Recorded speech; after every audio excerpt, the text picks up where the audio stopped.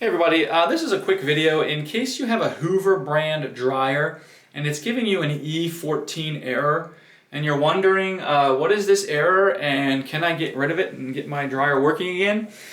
So I have some bad news and a little bit of good news. I'll start with the bad news. So the bad news is that this is a temperature control error.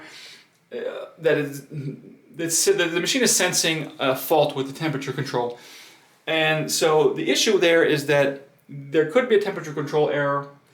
The sensor could be causing the error, or the control board or any of the electronics, the wiring along the way could be causing this error.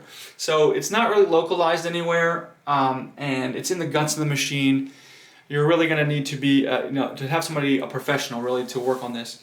The sort of good news is that some of these electronics errors can be cleared out, just like a computer that's bugging. And you don't know what's wrong. Sometimes just doing a hard restart will get everything working again.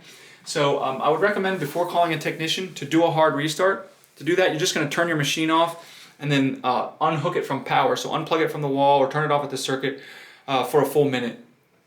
Once you've done that, you can restore power, turn it back on, and try to run a cycle and see if it doesn't clear out the error. And hopefully it does. So anyways, hope this video at least helped you figure out what's going on. Thanks a lot for watching. Have a great day.